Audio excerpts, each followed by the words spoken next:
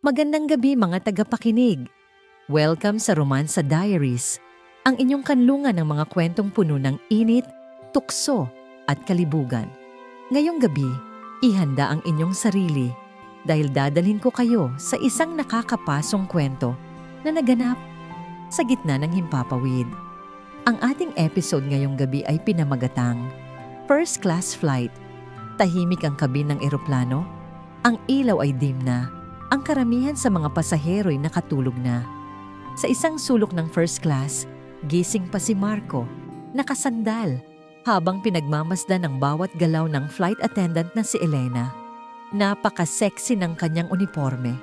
Mahigpit sa dibdib, kaya't halos umumbok ang malulusog niyang dibdib tuwing yuyuko siya. Hindi mapakali si Marco. Bawat hakbang ni Elena sa pasilyo ay parang mabagal na sayaw na nang aakit sa kanya. Habang nag-aabot ng alak, bahagyang yumuko si Elena.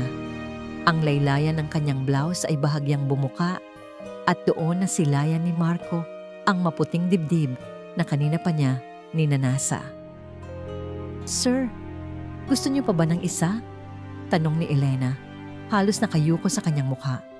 Napatingala si Marco at imbes na sagutin agad, pinagtagal niya ang titig.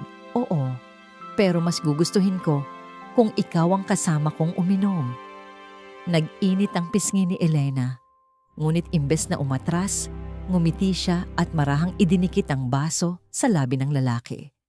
"Inumin niyo muna ito." Habang umiinom si Marco, dahan-dahan niyang hinawakan ng kamay ni Elena. Hindi ito binawi ng babae.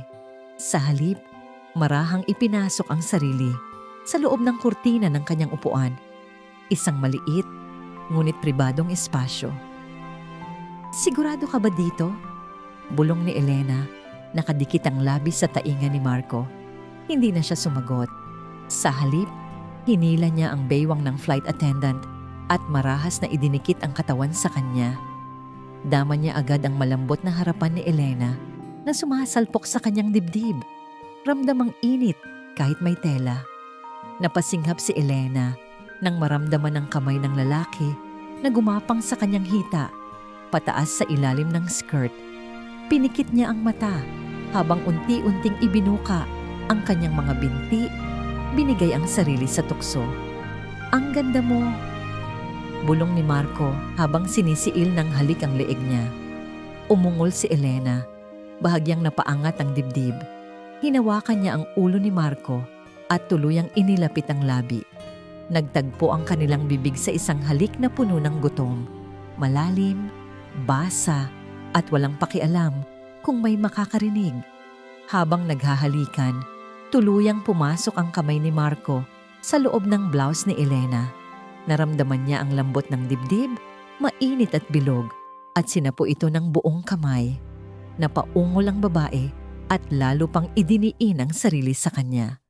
"Diyos ko," bulong ni Elena. Nanginginig ang boses. "Dito pa talaga sa himpapawid?" "Mas mainit kasi kapag bawal," sagot ni Marco habang dinidila-dilaan ang dibdib na ngayoy tirik na tirik sa tindi ng kanyang pagnanasa. Lalong lumalim ang gabi at lalong tumindi ang kanilang sandali.